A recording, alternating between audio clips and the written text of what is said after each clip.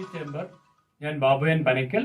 ഇന്ന് നമ്മൾ കേരള സിലബസ് 12ാം ക്ലാസ്സിലെ മോഡൽ ക്വസ്റ്റ്യൻ പേപ്പർ ആണ് പരിചയപ്പെടുത്തുന്നത്. 12ാം ക്ലാസ്സിലെ ഹിന്ദി പരീക്ഷ എഴുതുമ്പോൾ ഏറ്റവും പ്രധാനമായിട്ട് ശ്രദ്ധിക്കേണ്ട കാര്യങ്ങൾ, ഹിന്ദി ചാപ്റ്ററുകൾ എങ്ങനെ പരീക്ഷ എഴുതണം എന്നതിനെ കുറിച്ചൊക്കെയുള്ള വിശദമായ ഒരു വിവരണം നമ്മൾ ഇതിനു മുമ്പ് ഒരു വീഡിയോയിൽ അപ്ലോഡ് ചെയ്തിട്ടുണ്ട്. ക്ലാസ് റൂമിൽ പരീക്ഷ എഴുതാൻ ഇരിക്കുന്ന സമയത്ത് കൂൾ ഓഫ് ടൈമായ 20 മിനിറ്റ് കൊണ്ട് എങ്ങനെയൊക്കെയാണ് ക്വസ്റ്റ്യൻ പേപ്പർ അവലോകനം ചെയ്യേണ്ടത് എന്നുള്ള കാര്യങ്ങളെല്ലാം വിശദീകരിച്ച് നമ്മൾ ഇതിനു മുമ്പുള്ള ഒരു വീഡിയോയിൽ ചെയ്തിട്ടുണ്ട്. ഇന്ന് നമ്മൾ മോഡൽ പരീക്ഷയ്ക്ക് വന്ന ഒരു ക്വസ്റ്റ്യൻ പേപ്പർ പൂർണ്ണമായിട്ടും വിശദീകരിച്ചു തരുന്ന ഒരു വീഡിയോയാണ് നമ്മളിപ്പോൾ ക്ലാസ്സിൽ പരിചയപ്പെടുത്തുന്നത്. 12ാം ക്ലാസ്സിലെ ക്വസ്റ്റ്യൻ പേപ്പർ ആണ്. മോഡൽ ക്വസ്റ്റ്യൻ പേപ്പർ പരിചയപ്പെടുത്തുമ്പോൾ ഇത് ശ്രദ്ധിക്കുക. 2.5 മണിക്കൂറാണ് പരീക്ഷയുള്ളത്. അതിൽ 20 മിനിറ്റ് കൂൾ ഓഫ് ടൈമാണ്. 2.5 മണിക്കൂർ പരീക്ഷ എഴുതുന്നതിന്റെ എല്ലാ വിവരങ്ങളും 20 മിനിറ്റ് കൊണ്ടാണ് നിങ്ങൾ തീരുമാനിച്ചു വെക്കുന്നത്. ഏതെല്ലാം ക്വസ്റ്റ്യൻസ് ആൻസർ ചെയ്യണം, ഏതെല്ലാം ക്വസ്റ്റ്യൻസ് ആലോചിച്ച് ആൻസർ ചെയ്യണം, എങ്ങനെയൊക്കെ എഴുതണം എന്നതിനെ കുറിച്ച് 2.5 മണിക്കൂർ നേരത്തെ എഴുതുന്ന പരീക്ഷയുടെ മുഴുവൻ കാര്യങ്ങളും 20 മിനിറ്റ് കൊണ്ട് നമ്മൾ കൃത്യമായി ആലോചിക്കി വെക്കാനുള്ള സമയമാണ് കൂൾ ഓഫ് ടൈം. ആ സമയത്ത് നിങ്ങൾ അറിയാവുന്ന ക്വസ്റ്റ്യൻസിന്റെ ഇടതുവശത്ത് ഒരു ടിക്ക് മാർക്ക് ഇടുക. അല്പം ആലോചിച്ചാൽ കിട്ടുന്ന ക്വസ്റ്റ്യൻ ആണെങ്കിൽ അതിന്റെ ഇടതുവശത്ത് ക്യാപിറ്റൽ ലെറ്റർ ടി എന്ന് മാർക്ക് ചെയ്യുക. ഒട്ടും അറിയാൻ പാടില്ലാത്ത ക്വസ്റ്റ്യൻ ആണെങ്കിൽ അതിന്റെ ലെഫ്റ്റ് സൈഡില് ഇൻഡു മാർക്ക് ഇട്ട് വെക്കുക. കാരണം ഒട്ടും അറിയാൻ വയ്യാത്ത ക്വസ്റ്റ്യൻ ആണെങ്കിൽ പിന്നെ ആ ക്വസ്റ്റ്യന്റെ ഭാഗത്തേക്ക് തിരിഞ്ഞുപോലും നോക്കേണ്ട ആവശ്യം ഇല്ല. നമ്മുടെ സമയം സേവ് ചെയ്യാൻ വേണ്ടിയിട്ടാണ് ഞാൻ അങ്ങനെ ഒരു ടിപ്സ് നിങ്ങളോട് ഇപ്പൊ പറയുന്നത്. ഫോക്കസ് ഏരിയയിലെ ചാപ്റ്ററുകൾ മാത്രമാണ് നിങ്ങൾ പഠിച്ചിരിക്കുന്നതെങ്കിൽ വളരെയധികം ശ്രദ്ധിക്കേണ്ടതായിട്ടുണ്ട്. ഈ ക്വസ്റ്റ്യന്റെ ഒരു പ്രത്യേകതയുണ്ട്. ടോട്ടൽ മാർക്ക്, ടോട്ടൽ സ്കോർ 80 മാർക്കിനാണെങ്കിൽ ക്വസ്റ്റ്യൻ പേപ്പറിൽ 160 മാർക്കിന്റെ ക്വസ്റ്റ്യൻസ് തന്നിട്ടുണ്ടായിരിക്കും. അതുകൊണ്ട് നിങ്ങൾ അറിയാവുന്ന ചോദ്യത്തിന്റെ ഉത്തരങ്ങളെല്ലാം എഴുതിയാൽ അതെല്ലാം കൂടി കൂട്ടുമ്പോഴത്തേക്ക് കിട്ടുന്ന മാർക്ക് 80-ൽ കൂടുതലാണെങ്കിൽ 80-ൽ 80 മാർക്ക് നിങ്ങൾക്ക് കിട്ടും. 80-ൽ കുറവാണെങ്കിൽ കിട്ടുന്ന മാർക്ക് 80-ൽ എത്ര മാർക്കാണോ കിട്ടിയത് അത്രയും. പദ്യത്തിൽ നിന്ന് ഒരു സ്റ്റാൻസ തന്നിരിക്കും. ആ സ്റ്റാൻസ തന്നിട്ട് അതിൽ നിന്ന് 1 മുതൽ 4 വരെയുള്ള ചോദ്യങ്ങൾക്ക് ഉത്തരം എഴുതാനായിട്ടാണ് ഉണ്ടായിരിക്കുന്നത്. നമ്മൾ പഠിച്ച പോയത്തിന്റെ, പദ്യത്തിന്റെ കുറച്ച് വരികൾ തന്നിട്ട് ആ വരികളിൽ നിന്നുള്ള ചോദിക്കാൻ സാധ്യതയുള്ള ഒരു 4 ക്വസ്റ്റ്യൻ തന്നിരിക്കും. ഒന്നാമത്തെ സൂചന അതാണ്.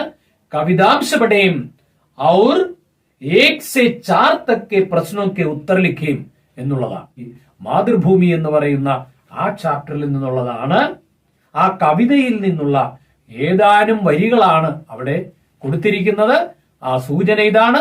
ആ പദ്യം വായിച്ചിട്ട് അതിൽ നിന്ന് 1 മുതൽ 4 വരെയുള്ള ചോദ്യത്തിന് ഉത്തരം എഴുതുക എന്നുള്ളതാണ് ഒന്നാമത്തെ ക്വസ്റ്റ്യൻ. ചോദിച്ചിരിക്കുന്ന ചോദ്യങ്ങളോ ദൂസരോं के प्रति उपकार के अर्थ में प्रयुक्त शब्द कौन सा है? ഫോക്കസ് ഏരിയയിലെ മാതൃഭൂമി എന്ന് പറയുന്ന ഒരു ചാപ്റ്റർ അപ്ലോഡ് ചെയ്തിട്ടുണ്ട്. ചോദ്യത്തിനെല്ലാത്തിനും ഉത്തരം സർ അതിനകത്ത് പറഞ്ഞിട്ടുണ്ട്. രണ്ടാമത്തെ ചോദ്യം, ആദ്യത്തെ ചോദ്യം 1 മാർക്കിന്, രണ്ടാമത്തെ ചോദ്യവും 1 മാർക്കിന് തന്നെയാണ്. മാതൃഭൂമിക്ക് ലിയേ കവി ക്യാ കർണാ ചാഹത്തെ ഹേ? മാതൃഭൂമിക്ക് വേണ്ടി കവി എന്ത് ചെയ്യാനാണ് ആഗ്രഹിക്കുന്നത്? മൂന്നാമത്തേത് 2 മാർക്കിന്റെ ചോദ്യമാണ്. തേരാ പ്രത്യുപകാർ കഭി ക്യാ ഹംസേ ഹോഗാ കവി ക്യോ ഐസാ സോച്തേ ഹേ? നിങ്ങൾ ചെയ്ത ഉപകാരങ്ങൾക്ക് എന്തെങ്കിലും ഒരു പ്രത്യുപകാരം ചെയ്യുവാൻ ഞങ്ങളെ കൊണ്ട് നടക്കുമോ? എന്തുകൊണ്ടാണ് കവി അപ്രകാരം ചിന്തിച്ചത് എന്നുള്ളതാണ്. 2 മാർക്കിന്റെ ക്വസ്റ്റ്യൻ ആണ്. ആ ക്വസ്റ്റ്യൻ ഓൾറെഡി തന്നിട്ടുണ്ട്. നിങ്ങൾ ആ വീഡിയോ എടുത്ത് സെലക്ട് ചെയ്തെടുത്ത് കണ്ടു കഴിഞ്ഞാൽ ഈ ചോദ്യത്തിന്റെ ഉത്തരം അതിൽ വ്യക്തമായിട്ട് കൊടുത്തിട്ടുണ്ട്. നാലാമത്തെ ചോദ്യം, കവിതാംശയ്ക്ക് ആസ്വാദൻ ടിപ്പണി ലിഖിം. കവിതാംശത്തിലേക്ക് വേണ്ടി ഒരു ആസ്വാദന ടിപ്പണി എഴുതുവാനാണ്, ആസ്വാദന കുറിപ്പ് എഴുതുവാനാണ്.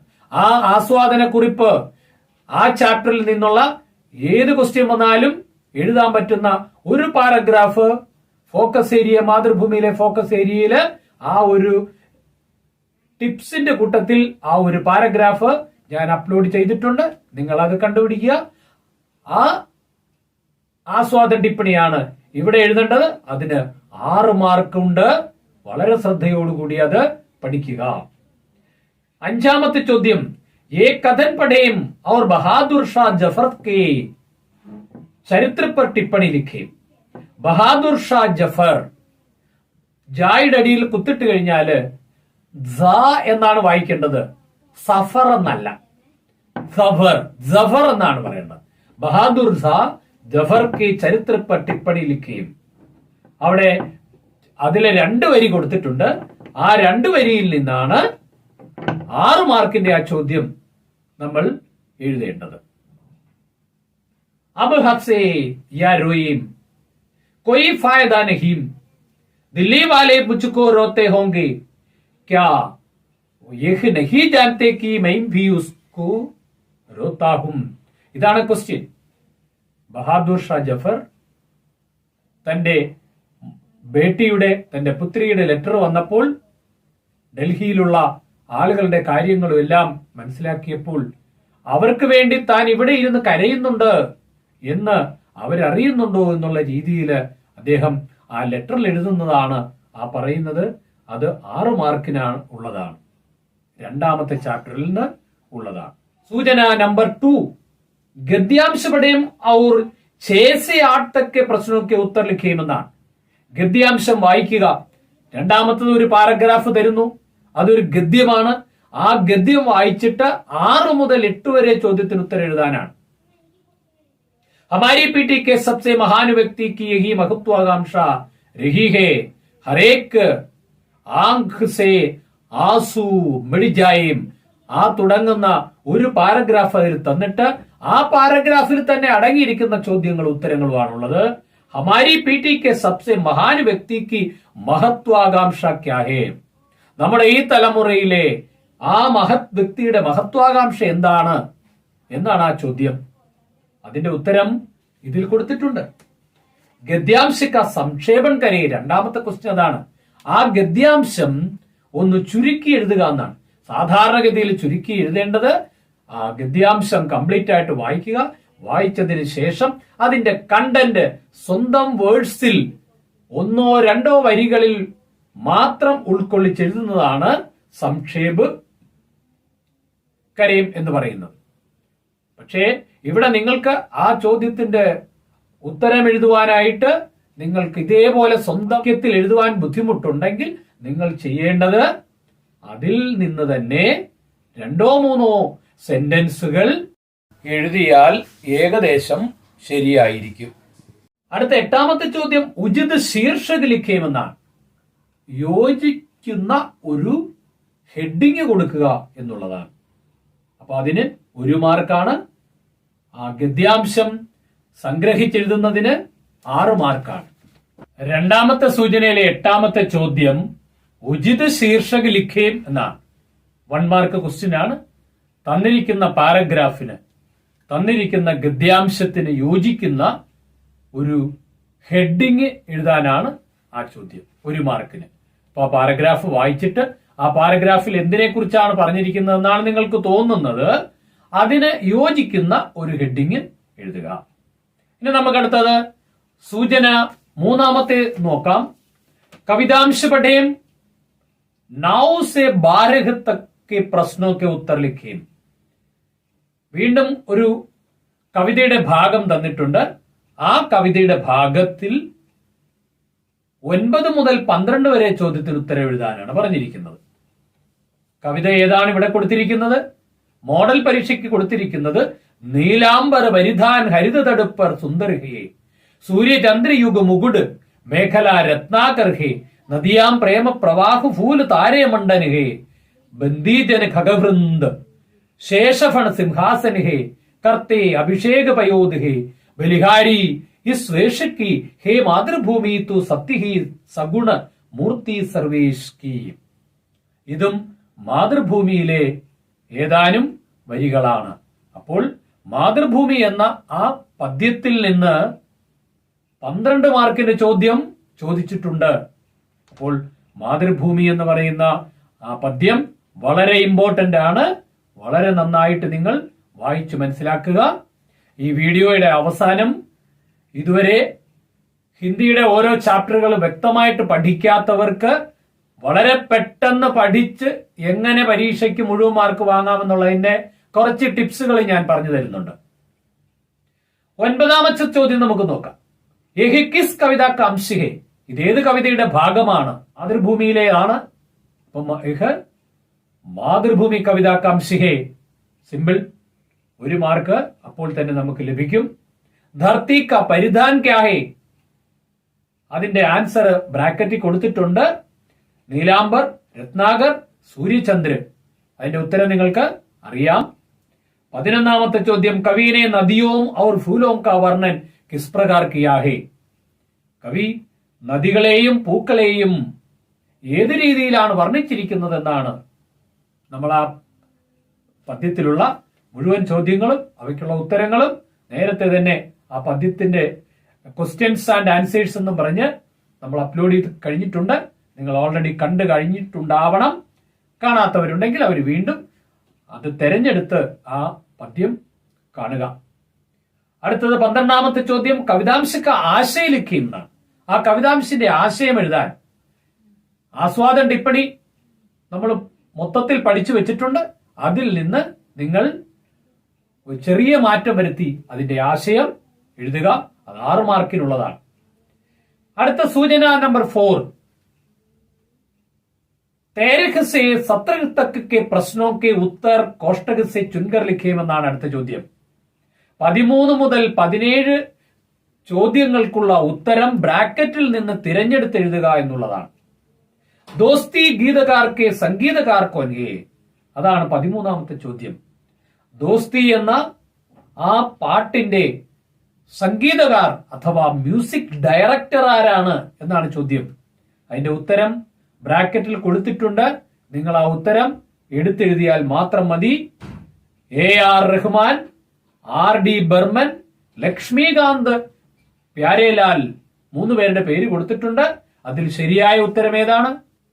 RD ബർമൻ എന്നുള്ളതാണ്. 14ാമത്തെ ചോദ്യം.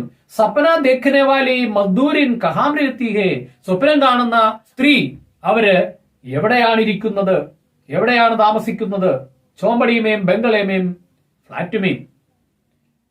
അതിന്റെ ഉത്തരം വളരെ വ്യക്തമാണ്. ഫ്ലാറ്റിലോ ബംഗ്ലായിലോ ഒന്നുമല്ല, ചോമ്പടിയുമേമാണ്. ചോമ്പടിയുമേം എന്നുള്ളതാണ് അതിന്റെ ഉത്തരം. മന്ദിർ കെ രാസ്തേമേ ലടുക്കിയാം ക്യാ ബേച്ച് രഹി ഥി, ഫോക്കസ് ഏരിയയിൽ പെട്ടിട്ടുള്ള ഒരു ലെസൺ അല്ല, അത് വേറൊരു ലെസൺ ആണ്. പക്ഷേ നിങ്ങൾ എല്ലാ ചാപ്റ്ററും പഠിച്ചിട്ടുള്ള സ്ഥിതിക്ക് ഒരു പ്രാവശ്യമെങ്കിലും വായിക്കുകയോ കേൾക്കുകയോ ചെയ്തിട്ടുണ്ടെങ്കിൽ അതിന്റെ ഉത്തരം നിങ്ങൾക്ക് മനസ്സിലാകും. അമ്പലത്തിലേക്ക് പോകുന്ന വഴിക്ക് പെൺകുട്ടികൾ എന്താണ് വിറ്റുകൊണ്ട് നടന്നത്? നമുക്കറിയാം, ഗുലാബ് കാ ഫൂൽ, ചമ്പ കാ ഫൂൽ, കുമുദ് കാ ഫൂൽ. ഇതിൽ 2 എണ്ണവും അല്ല, കുമുദ് കാ ഫൂൽ എന്നുള്ളതാണ് അതിന്റെ ഉത്തരവെന്ന് നിങ്ങൾക്കറിയാം. 16ാമത്തെ ചോദ്യം നോക്കാം. വോ ഭടക്കാ ഹുവ പീർ ഉസ് വിധാ കി രചന ഹേ, വോ ഭടക്കാ ഹുവ പീർ ഏത് തരത്തിലുള്ള രചനയാണ് എന്നുള്ളത്. സംസ്മരണാണോ എന്നുള്ളതാണ്. അതുമല്ല, നമ്മൾ നേരത്തെ പറഞ്ഞു കഴിഞ്ഞിട്ടുണ്ട് അത്. അപ്പോൾ അതും സിമ്പിൾ ആയിട്ട് നിങ്ങൾക്ക് മനസ്സിലാക്കാം. 17ാമത്തെ. ജമീൻ കി രജിസ്ട്രി കെ ദിൻ പഹലെ ഏക് ദിൻ പഹലെ പിതാജി നെ കഹാം ജാനെ കോ കഹാ, ആ ഭൂമി രജിസ്ട്രേഷന് 1 ദിവസം മുൻപ് എവിടെ പോകാനാണ് അച്ഛൻ വിളിച്ചത്? അത് നിങ്ങൾക്കറിയാം. ഖേത്ത്, ഗാവ്, ഷഹർ. അതിന്റെ ഉത്തരം സിമ്പിൾ ആണ്. അതും നിങ്ങൾക്കറിയാം. അതും 1 മാർക്കിന്റെ ആണ് അല്ലെ. ഖേത്ത്, വയലിൽ പോകാനാണ് പറഞ്ഞത്. അത് നിങ്ങൾക്ക് അറിയാവുന്നതാണ്. അടുത്ത 5ാമത്തെ സൂചന. പതുപടേം പ്രശ്ന 18 से 19 तक के ഉത്തർ ലിഖേം. അടുത്തതില് ആ പദ്യം പദ് വായിക്കുക. 18ാമത്തെ ചോദ്യം മുതൽ 19ാമത്തെ ചോദ്യം വരെ ഉള്ള ചോദ്യങ്ങൾക്ക് ഉത്തരം അതിൽ നിന്ന് എഴുതുക എന്നാണ്. ബഹിംബൻ മുരളി ശ്രവൺ ഭരി ചകിത് ഭയി ഗോപകന്യ സബ് ധാമകാമ ബിസരി. ഇത് മേരേലാൽ എന്ന് പറയുന്ന ആ പതിലുള്ളതാണ്, സൂർദാസിന്റെയാണ്. അത് ഫോക്കസ് ഏരിയയിലുള്ളതാണ്. ആ പതിലുള്ള രണ്ട് പത് കൊടുത്തിട്ടുണ്ട്. അതിൽ നിന്ന് ഉള്ള 1 മാർക്കിന്റെ ഒരു ചോദ്യമാണ് ചോദിച്ചിരിക്കുന്നത്. ഭൂൽ ഗയി ശബ്ദ കാ സമാനാർത്ഥി ശബ്ദ പദ് സേ ചുൻകർ ലിഖേം. ഭൂൽ ഗയി ബിസരി ചകിത് ഭരി ശ്രവൺ പരി എന്ന. ബിസരി ചകിത് ഭയി എന്ന് പറഞ്ഞാൽ വിസ്മയിച്ചു, അതിശയിച്ചു. ശ്രവൺ പരി കേട്ട ഉടനെ കാതുകളിൽ എത്തിച്ചേർന്നു എന്നാണ്. ബിസരി എന്ന് പറഞ്ഞാൽ ഭൂൽ ഗയി എന്നുള്ള അർത്ഥത്തിനാണ് അവിടെ കാം കാജ് ബിസരി എന്നാണ് പറഞ്ഞിരിക്കുന്നത്. അവർ ചെയ്തുകൊണ്ടിരുന്ന ജോലികളെല്ലാം മറന്നുപോയി എന്നാണ് പറഞ്ഞുകൊണ്ടിരിക്കുന്നത്. മുരളിക്ക് ധ്വനിമേം ലീൻ പ്രണയാതുര ദോ ഗോപികാവും കെ ബീച്ച് ഹോനെ വാലി ബാത്ചീത് ലിഖേം. 19ാമത്തെ ചോദ്യം അതാണ്. സഹായക സങ്കേത് എന്ന് പറഞ്ഞാൽ കുറച്ച് സൂചനകൾ തന്നിട്ടുണ്ട്. മുരളിക്ക് ധ്വനിക്ക് മധുരിമ, കൃഷ്ണയ്ക്ക് പ്രതി അനുരാഗ്, അപ്പനേക്കു ഭൂൽ ജാന. ഈ 3 കാര്യങ്ങളെ അടിസ്ഥാനപ്പെടുത്തി 2 ഗോപികമാര് തമ്മിലുള്ള ഒരു കോൺവെർസേഷൻ എഴുതാനാണ്. അത് വളരെ ശ്രദ്ധയോടുകൂടി എഴുതണം. അതില് 3 ഹിന്റുകൾ തന്നിട്ടുണ്ട്. ആ 3 ഹിന്റുകൾ അനുസരിച്ച് നിങ്ങൾ അത് എഴുതുക. അടുത്തത് 20ാമത്തെ ചോദ്യം ദോസ്തിയിൽ നിന്നാണ്. അതിന് 6 മാർക്കാണ്. അപ്പൊ ആ പേജില് 1 മാർക്കിന്റേത് 16, 17, 18 എന്ന 3 ചോദ്യം ഉണ്ട്. 16ാമത്തെ നമ്മൾ പറഞ്ഞു ഭടക്താ ഹുവ പീർ കിസ് വിധാ കി രചന ഹെ. അതിന്റെ ആൻസർ എന്തുവാണ്? സംസ്മരണം എന്നാണ്. 2ാമത്തെ ജമീൻ കി രജിസ്ട്രി കെ ഏക് ദിൻ പഹലെ പിതാജിനെ കഹാം ജാനെ കോ കഹാ. അതിന്റെ ഉത്തരം നമ്മൾ കണ്ടു, ഖേത്ത് എന്നാണ്. 18ാമത്തെ 1 മാർക്കിന്റെ ക്വസ്റ്റ്യൻ ഭൂൽ ഗയി എന്നുള്ളതിന് സമാനമായ വേർഡ് ഏതാണ് പതിലുള്ളതെന്നാണ്. അത് നമ്മൾ ബിസരി എന്നാണെന്ന് മനസ്സിലാക്കി. 19ഉം 20ഉം 8 മാർക്കും 6 മാർക്കും യഥാക്രമം ഉള്ളതാണ്. അത് 19ാമത്തെ 8 മാർക്കിൻ്റെത് കോൺവെർസേഷൻ ആണ്. 20ാമത്തേത് ദോസ്തി എന്ന ആ ഫിലിം ഗീതത്തിലെ 4 വരികൾ തന്നിട്ടുണ്ട്. അതില് വ്യാഖ്യാൻ കരയും എന്നാണ് ചോദിച്ചിരിക്കുന്നത്. കവിതാംശ പഠേം അവർ വ്യാഖ്യാൻ കരയും. ആ കവിതയിലെ ഭാഗങ്ങൾ വായിക്കുക, അത് വ്യാഖ്യാനം ചെയ്യുക എന്നുള്ളതാണ്. ഭാവാർത്ഥം എഴുതിയാലും മാർക്ക് നിങ്ങൾക്ക് ലഭിക്കും. അടുത്തത് 21ാമത്തെ ചോദ്യം ജീവം മൃത്ത് പഠേം our Kumar Narayan K Bare may ഏക് അനുച്ഛേദ് ലിഖേം. വളരെ സിമ്പിൾ ആയിട്ടുള്ളതാണ്. നമ്മൾ ഓരോ ചാപ്റ്ററിന്റെയും ഫ്രണ്ടില് അത് എഴുതിയ കവിയോ ലേഖകനോ രചയിതാവോ ആരെങ്കിലും ആയിക്കൊള്ളട്ടെ, അദ്ദേഹത്തെ കുറിച്ചുള്ള അദ്ദേഹത്തിന്റെ ജീവചരിത്രങ്ങൾ അതിനകത്തുണ്ടായിരിക്കും. എന്ന് ജനിച്ചു, എവിടെ പഠിച്ചു, എവിടെ എന്തെല്ലാം ജോലികളാണ് ചെയ്തത്, അദ്ദേഹത്തിന്റെ ആദ്യത്തെ രചനകൾ എന്തെല്ലാം, ഏതെല്ലാം രചനകൾക്ക് അവാർഡ് ലഭിച്ചിട്ടുണ്ട്, അദ്ദേഹം മരിച്ചതെന്നാണ്. ഇത്രയും കാര്യങ്ങളാണ്. ഇവിടെയും അത് തന്നെയാണ്. ജീവമൃത്തിൽ കൊടുത്തിരിക്കുന്നത് നാം കുമാർ നാരായൺ, ജന്മ सन 1927 को, जन्मस्थान उत्तर प्रदेश के फैजाबाद, रचनाएं चक्रव्यूह, अपने सामने कोई दूसरा नहीं, इन दिनों काव्य संग्रह और पुरस्कार 2005 में ज्ञानपीठ. ഇത്രയും ഹിന്റുകൾ തന്നിട്ടുണ്ട്. ആ ഹിന്റുകൾ ഉപയോഗിച്ച് അദ്ദേഹത്തിനെ കുറിച്ച് കുറച്ച് കാര്യങ്ങൾ എഴുതാൻ വളരെ സിമ്പിളാണ്. അതിന് 6 മാർക്ക് ലഭിക്കും. 22ാമത്തെ ചോദ്യം ഹൈക്കു പഠേം അവർ ആശയ ലിഖേം എന്നാണ്. ഹൈക്കു നമ്മുടെ ഫോക്കസ് ഏരിയയിൽ ഇല്ലാത്തതാണ്. പിന്നെ പാരിഭാഷിക ശബ്ദാവലി എന്നും പറഞ്ഞ് നമുക്ക് പഠിക്കാനുണ്ട്. അതിൽ സഹി മിലാൻ കരേം എന്നും പറഞ്ഞ് 2 കോളം കൊടുത്തിട്ടുണ്ട്. അതിൽ ആദ്യത്തെ കോളത്തിൽ ഇംഗ്ലീഷ് വേർഡുകളാണ്. അവയ്ക്ക് തുല്യമായിട്ടുള്ള ഹിന്ദി വേർഡുകൾ ഇപ്പുറത്ത് കൊടുത്തിട്ടുണ്ട്. ആ വേർഡുകൾ തിരഞ്ഞെടുത്ത് എഴുതുക. നമ്മളിപ്പോ ക്വസ്റ്റ്യൻ പേപ്പർ ഡിസ്കഷൻ ആണ്. അപ്പോൾ നമുക്ക് എല്ലാ ചോദ്യത്തിന്റെ ഉത്തരവും പറഞ്ഞു പോവുക എന്ന് പറയുമ്പോൾ ഈ വീഡിയോ വളരെ ലെങ്തി ആയി പോകും.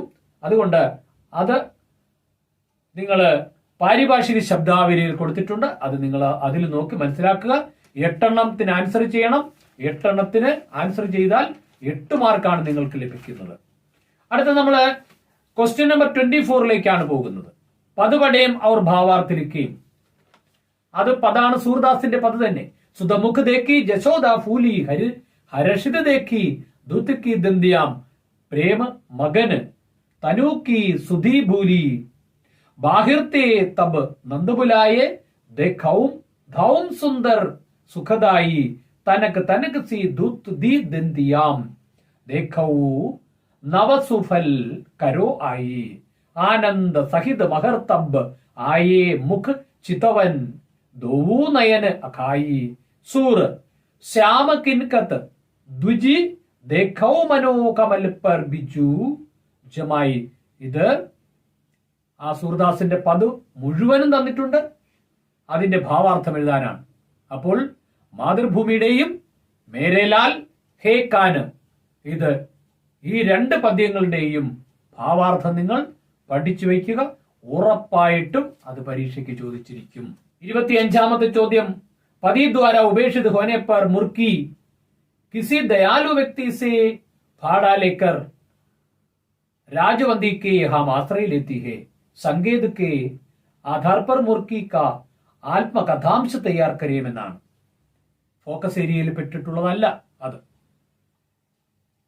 മുർക്കി ഉർഫ് ബുലാക്കി എന്ന് പറയുന്ന ആ ചാപ്റ്ററിലുള്ളതാണ് അത്. അതിൽ നിന്നുള്ള ഒരു ആത്മകഥാംശം എഴുതാനാണ്. 8 മാർക്കുണ്ട്. 26ാമത്തത്. മാൻലെ ആപ്കെ स्कूल में गणतंत्र दिवस समारोह होने वाला है, उसके लिए एक आकर्षक പോസ്റ്റർ തയ്യാർ കരീം. 8 മാർക്കാണ് കിട്ടുന്നത് അതിന്. ഒരു പോസ്റ്റർ തയ്യാറാക്കുക. പോസ്റ്റർ തയ്യാറാക്കുമ്പോൾ നിങ്ങൾ വളരെ മനോഹരമായിട്ട് ഒരു സ്ക്വയറോ അല്ലെങ്കിൽ ദീർഘചതുരാകൃതിയിലുള്ള ഒരു ബോർഡ് വരയ്ക്കുക. അതിനകത്ത് സ്കൂൾ ഗണതന്ത്ര ദിവസ സമാരോഹ് ഹോനെവാല ഒരു ഡേറ്റ് കൊടുക്കണം, ഒരു സ്ഥലം കൊടുക്കണം, സമയം കൊടുക്കണം. ഇത്രയൊക്കെ ചെയ്ത് വളരെ മനോഹരമായിട്ട് 8 മാർക്ക് നിങ്ങൾക്ക് ലഭിക്കുന്നതാണ്. 27ാമത്തെ ചോദ്യം.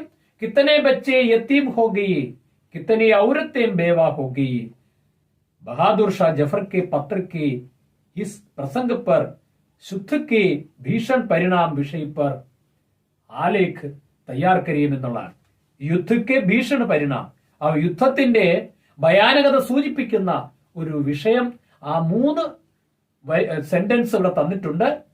3 സൂചനകൾ തന്നിട്ടുണ്ട്. യുദ്ധ ക വിനാശ, സാമൂഹിക ക്ഷതി, ശാന്തി ക മഹത്വം, ഇത്രയും തന്നിട്ടുണ്ട്. അതിന് ബേസ് ചെയ്താണ് നിങ്ങൾ എഴുതേണ്ടത്. അത് നമ്മുടെ ഫോക്കസ് ഏരിയയിൽ പെട്ടിട്ടുള്ള ലെസൺ ആണ്. അതുകൊണ്ട് അത് നന്നായിട്ട് നോക്കുക, എഴുതുക. 28ാമത്തെ ചോദ്യം. തുമ്നെ അപ്പനെ കൈദി ബാപ്പ് കോ ഖത്ത് ഭേജ, അതും അതേ ലെസണിൽ നിന്ന് തന്നെയുള്ളതാണ്.